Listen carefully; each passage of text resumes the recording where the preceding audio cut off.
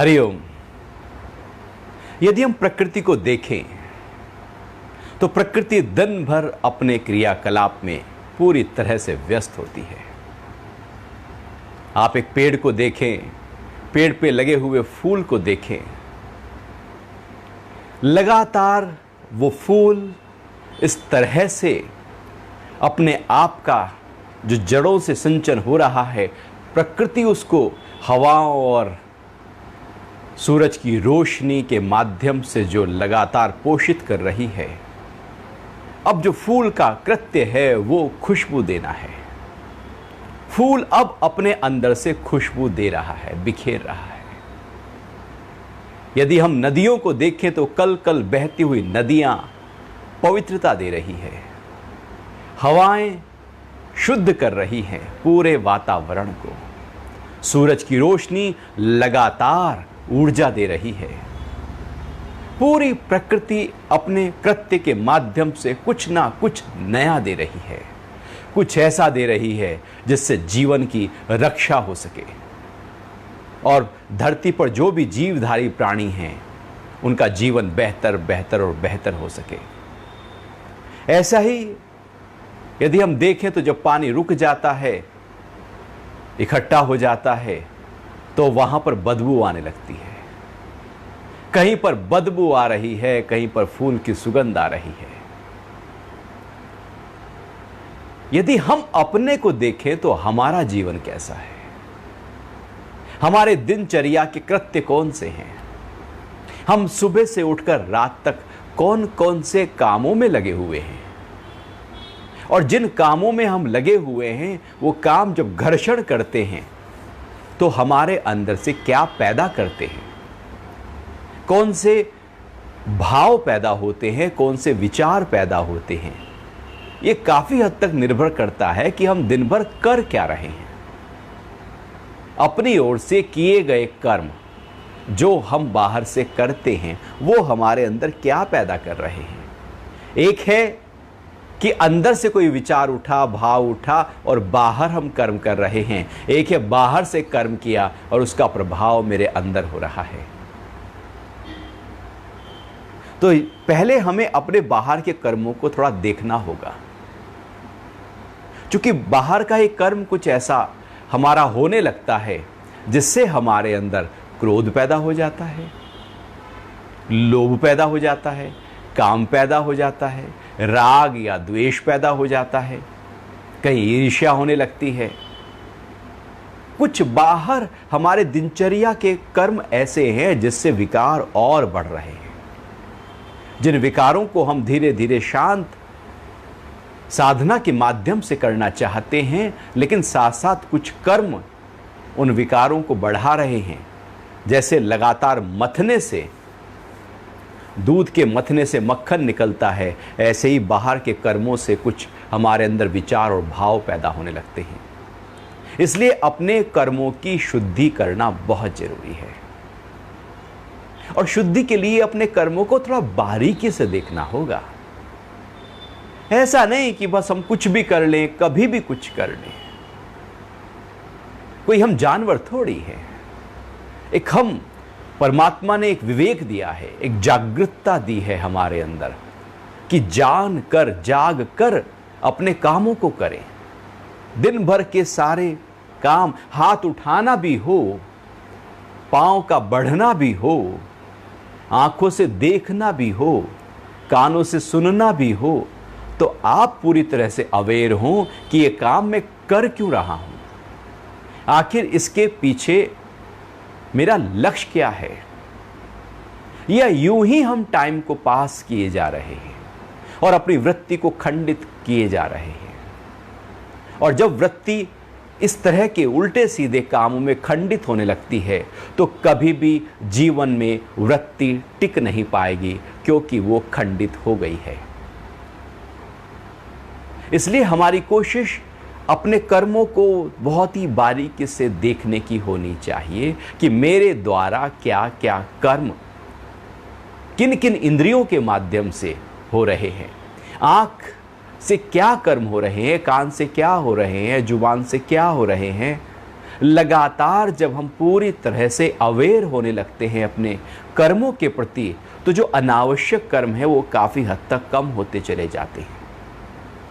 और जब हमारे अंदर की अवेयरनेस ही नहीं रहती, तो फिर जो मन में आया, जैसा आया, हम वैसा ही किए जाते हैं।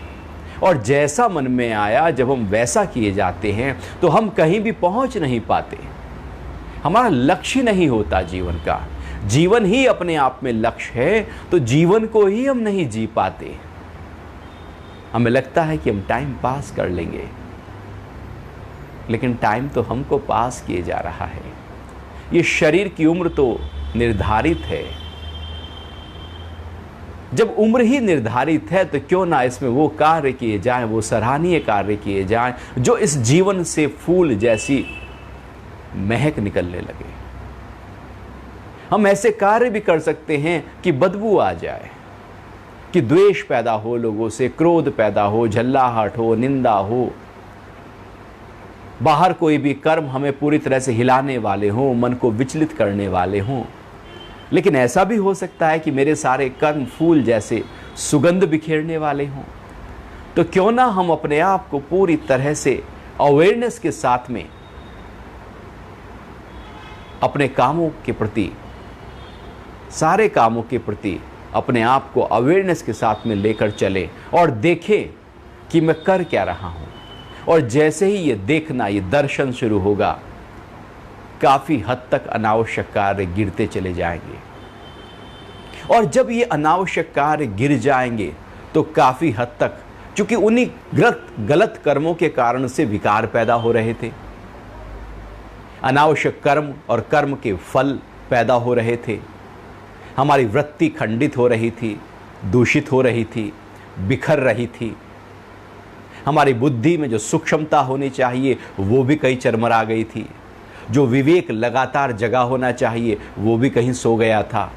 क्योंकि उसके तो हम, विवेक को तो हम कभी लेकर नहीं चल रहे, बुद्धि की सूक्ष्मता को लेकर नहीं चल रहे, वो तो बस जो मन में है आया किए जा रहे हैं। ऐसा करने से हम बिखरने लगते हैं और ये बिखरा हुआ जीवन केवल और केवल अंत में दुख की तरफ लेकर जाता है। सधा हुआ जीवन, विवेकपूर्ण जीवन सुगंध की तरफ लेकर जाता है। हमें विवेकी होना है और अध्यात्म का मूल रहस्य यही है कि एक एक कर्म के प्रति जागरूक हो जाएं, होश के साथ कर्मों को करना शुरू कर दें। मुख से निकले हुए शब्दों में होश ले आएं कि क्या बोल रहा हूं, कैसे बोल रहा हूं, किस तरह से बोल रहा हूं, क्यों बोल रहा हूं, किससे बोल रहा हूं। यूं ही नहीं कि मन में आया तो ऐसे ही बोल दिया, वैसे ही बोल दिया, नाराजगी है तो ऐसे ही बोल दिया, बुद्धि का ध्यान नहीं तो ऐसे ही शब्द बोल दिए। आपके हर शब्द के मायने होते हैं। हर शब्द धनुष से निकला हुआ तीर है। हर शब्द रिवॉल्वर से निकली हुई गोली की तरह कार्य करती है। निकल गई तो निकल गई, तीर निकल गया तो निकल गया, लौटाया नहीं जा सकता। जब तक निकला नहीं तब तक हम उसके प्रति अवेयर हो सकते हैं। अवेयर हो सकते हैं कि हम क्या निकाल रहे हैं मुख से, कौन सा भाव हमारे अंदर प्रकट हो रहा है, उस भाव को कैसे ठीक करें, कौन सा विचार प्रकट हो रहा है, उस विचार को और बेहतर कैसे करें। अपने आप को लगातार, जो योगी है, जो साधक है, वो संवारता रहता है, संवारता रहता है। ऐसा कोई समय नहीं जाता जब वो कुछ बेहतर ना कर रहा हो। जीवन तो यूं भी जिया जाएगा, आखिर सबको तो मरना ही है। बहुत कुछ जागरूक होकर जीवन जियो तब भी मर ही जाएंगे, और ऐसे ही जी जाओ तब भी मर ही जाएंगे। पूरे क्रोध में जी जाओ तब भी मर जाएंगे, पूरे शांति के साथ जी जाओ तब भी मर जाएंगे। बहुत धनी होकर जी जाओ तब भी मर जाते हैं, निधन वो भी मर जाता है। अंत में तो सब मर ही जाते हैं। बात अंत की नहीं है, बात तो ये है कि जो जीवन अभी जी रहे हैं, पल पल जी रहे हैं, उसकी क्वालिटी क्या है। वो क्वालिटी के साथ जीवन जिया जा रहा है या यूं ही जीवन जिया जा रहा है। और कर्म योग, गीता का कर्म योग हमें उन कर्मों के प्रति ही पूरी तरह से जागरूकता पैदा करा देता है।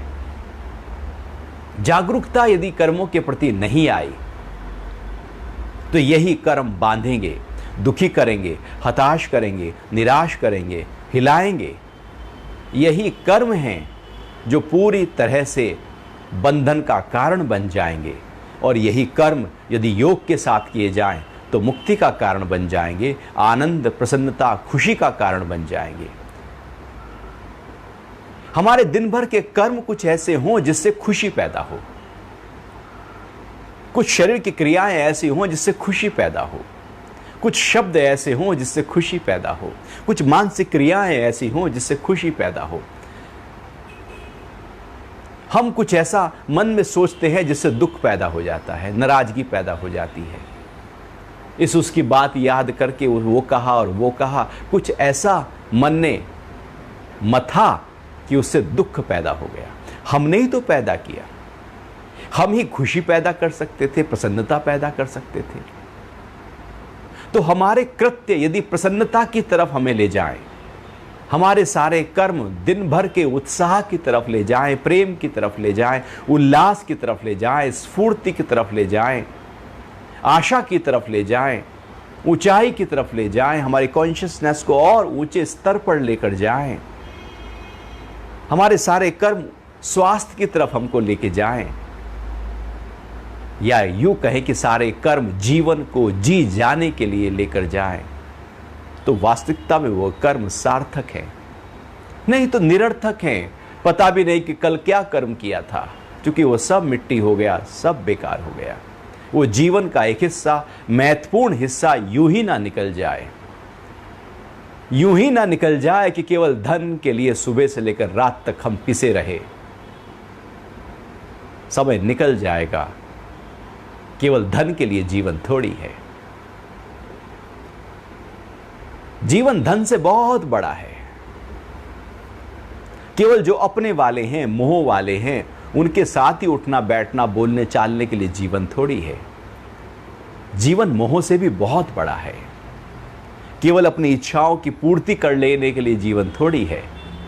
इच्छाएं तो जीवन का एक छोटा सा हिस्सा है। जीवन इच्छाओं से भी बहुत बड़ा है। कोई काम वासना को पूरा करने के लिए जीवन थोड़ी है। जीवन तो और ज्यादा रौनक के साथ बह रहा है।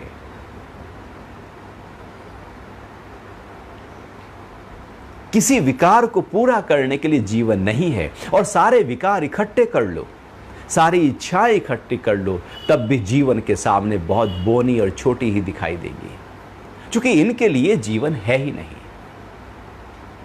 जीवन के मुकाबले बहुत ही छोटा हिस्सा अपना रखते हैं, लेकिन हम इनको इतना बड़ा कर देते हैं कि जीवन कहीं खो जाता है। धन कमाने के लिए हम इतने आतुर हो जाते हैं कि वास्तविकता में जीवन का आनंद, उसकी खुशी, उसका उल्लास कहीं खो जाता है। केवल खुशी तब आती है जब नोट हाथ में आते हैं। मोह वालों से बात करने के लिए, उनके अंग संग रहने के लिए इतना हमारे अंदर उल्लास जगा रहता है कि बस इन्हीं के साथ उठूं बैठूं। अस्तित्व में जीवन तो फिर कहीं खो दिया हमने तो किन्हीं चीजों को बड़ा कर दिया, जीवन छोटा हो गया। इसी कारण से दुख है जीवन में। दुख का और कोई कारण नहीं, क्योंकि हमने उसको निचले स्तर से जी रहे हैं। जीवन को पूरी समग्रता, पूरी विशालता, पूरी अनंतता के साथ अनुभव करना होगा, उसको देखना होगा और उसको जीना होगा। जीवन को जीना है, और यह तब जिया जाएगा जब मेरे कृत्यों में जीवन बह रहा होगा, रस बह रहा होगा, प्रेम बह रहा होगा, उल्लास बह रहा होगा, विवेक के साथ मेरे सारे कृत्य हो रहे होंगे। तब जीवन को जिया जा सकता है। अन्यथा सब काट रहे हैं, काट ही रहे। कुछ भी मन में जो आता है वो कर लेते हैं हम। मन मत होकर जीवन कभी जिया थोड़ी जाता है। वो तो ऐसे ही है कि जैसे पशु भी कुछ ना कुछ सुबह से लेकर रात तक करके उस दिन को काट लेते हैं, ऐसे ही एक व्यक्ति भी कुछ ना कुछ करके उस दिन को काट लेता है। जो कल किया था वही आज कर लिया, जो आज किया वही कल कर लिया। लेकिन परमात्मा ने जो हमें विवेक दिया है, बहुत ही ऊंची स्थिति दी है, हमने उसका प्रयोग तो किया ही नहीं। वो जो पावर, वो जो अल्टीमेट पावर हमें मिली है परमात्मा से, वो जो विवेक और बुद्धि की सूक्ष्मता मिली है, वो तो कहीं ऐसे ही रह गई। वो तो बहुत निचले मर के स्तर पर, इंद्रियों के स्तर पर जब जीवन जिया जाता है तो हम काम, क्रोध, लोभ, मोह, राग, द्वेष, विकारों में, इच्छाओं में, उनकी पूर्ति में, कामनाओं में ही जीवन को उलझा देते हैं। जीवन उलझ जाता है। जीवन से हमें कुछ समझना है, जानना है और जीवन को जी जाना है। ये सब छोटी चीजें हैं। अध्यात्म सिखा देता है कि जीवन को जीना कैसे है। अभी तो हमें सांस लेना भी नहीं आता, बैठना भी नहीं आता, लेटना भी नहीं आता, सोना भी नहीं आता, खाना भी नहीं आता, बात करना भी नहीं आता, देखना भी नहीं आता तो सुनना भी नहीं आता, सूंघना भी नहीं आता तो टच करना भी नहीं आता, और हम कहते हैं हम जीवन जी रहे हैं। बारीकी से शिक्षाएं तो हर चीज की हो सकती हैं, लेकिन हम तो मोटे मोटे स्तर पर थोक में जीवन जीते हैं। थोक का जीवन ऐसे ही है, एक बहुत ही बारीकी से नक्काशी की हुई कोई चित्रकारी हो, उसका जो दाम है वो बहुत ऊंचा होता है, और उसका हम फोटो स्टेट कराकर उस चित्रकारी को बेच दे तो वो 1-2 रुपए 5 रुपए बिक जाएगी।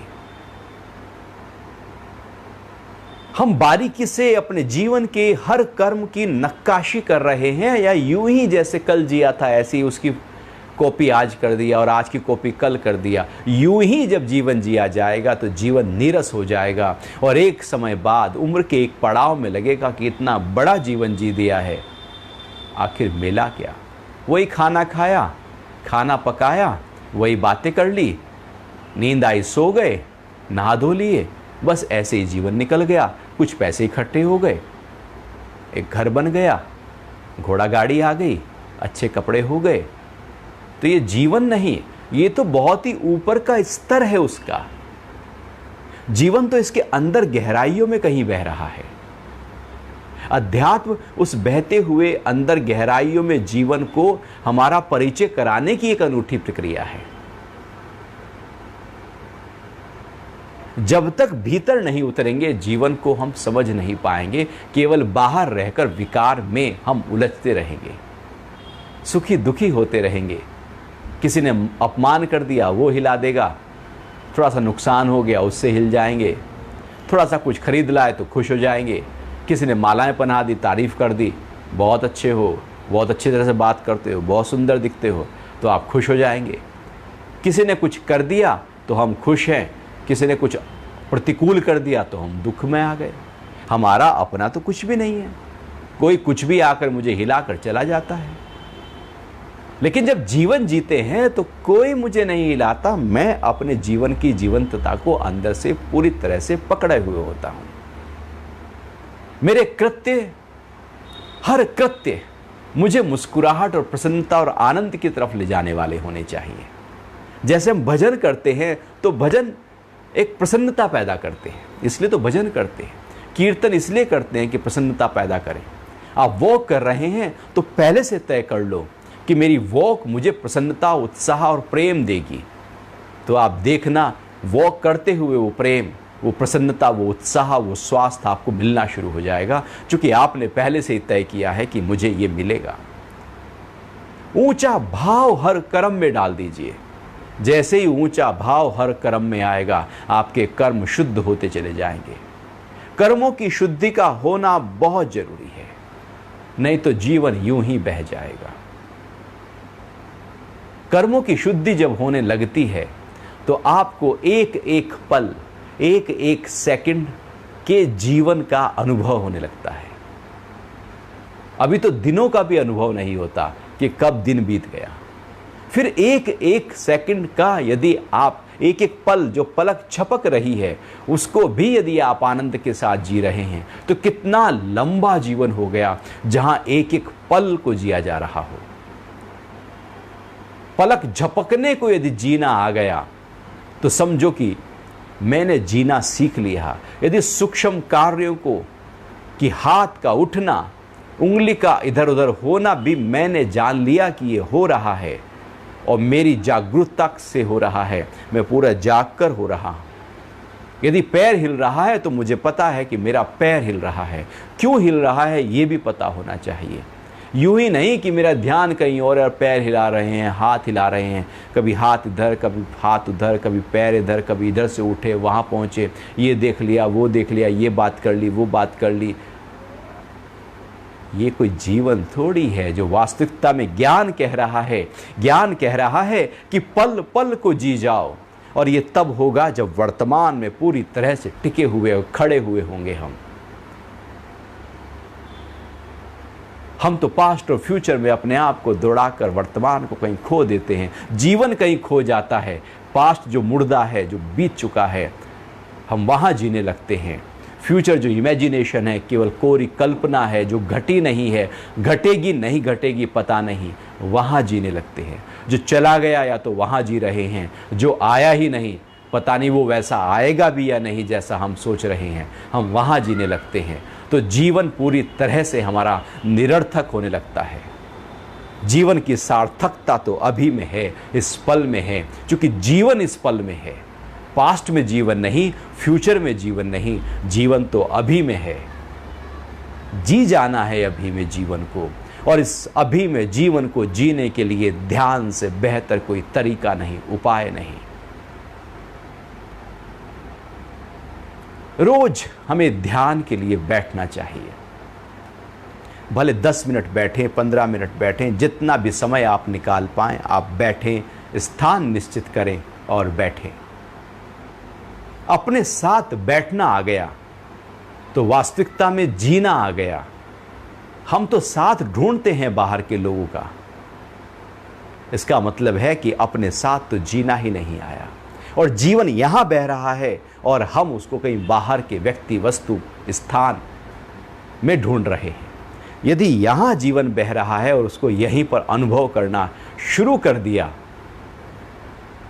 तो अपने में रस आने लगा, जिसको गीता में बोलता है आत्मा से आत्मा में संतुष्ट। पूरी तरह से संतुष्ट का भाव अपने भीतर से पैदा होता है, और जब अपने भीतर के साथ हम पूरी तरह से जुड़े हुए होते हैं और ध्यान के माध्यम से उसको और प्रगाढ़ किया होता है, तो आपके सारे कर्म साक्षी भाव के साथ होने लगते हैं, और अनावश्यक कर्म जो कर्म का फल बना रहे थे, संचित कर्म इकट्ठा कर रहे थे, जन्म मरण की एक सिलसिला नया शुरू कर रहे थे, वो काफ़ी हद तक ढहने लगते हैं। दिन भर बहुत ज़्यादा कर्म नहीं, बहुत कम कर्म होते हैं हमारे। चूँकि हम मनमत होते हैं इसलिए हम उलझे रहते हैं, फंसे रहते हैं। जैसे पतंग की डोर हो, है तो थोड़ी सी लेकिन वो उलझ गई। यदि उसे सुलझा दो तो बस वो तो 1 ही मीटर की है, लेकिन उसे उलझा दो तो 1 ही मीटर की जो डोर है वो आपको घंटों और दिनों में उलझा के रखेगी। मन को भी ऐसे ही हमने उलझा दिया है अपने, इसलिए लगता है कि हम बहुत व्यस्त हैं, बहुत कुछ कर रहे हैं। लेकिन यदि जागरूक हो जाएं, साक्षी हो जाएं, तो आप पाएंगे कि काम तो बहुत थोड़े हैं, बाकी तो खाली समय है। और वो खाली समय फिर आप जीवन को समझने, उसको जानने, उसको जीने और उसको अनुभव करने में लगा दें। अपने साथ लगा लें, भजन में लगाएं, कीर्तन में लगाएं, स्वाध्याय में लगाएं, ध्यान में लगाएं अपने साथ, जिससे मुझे जीवन का वो रस अनुभव हो पाए। नहीं तो यूं ही कहीं बाहर के छोटे छोटे कामों में हमने बहुत बड़ी बहुमूल्य चीज़ को एक छोटे काम में लगा दिया। ऐसे ही कि एक व्यक्ति को कंपनी ने बहुत ही हायर सैलरी देकर अपॉइंट किया, उसको सीईओ बनाया और उसे एक डेस्क पे बैठा दिया, कहा कि मैनेजर या क्लरिकल जॉब करना शुरू कर दो। व्यक्ति बहुत ऊंचा है लेकिन हम उससे काम बहुत छोटा करा रहे हैं। ऐसे ही जीवन बहुत ऊंचा है लेकिन उससे हम बहुत छोटे छोटे काम करवा लेते हैं। टाइम निकल जाता है और सब धीरे धीरे हम मौत की तरफ बढ़ जाते हैं। विशाल जीवन है तो क्यों ना इसको विशालता के साथ अनुभव किया जाए। इसलिए ध्यान को जीवन का अंग बनाएं, हिस्सा बनाएं, जिससे जीवन की विशालता को अनुभव किया जा सके, उसको जिया जा सके, उसको पिया जा सके, उसको जाना जा सके, उसका दर्शन किया जा सके, उसमें रहा जा सके। हरिओम।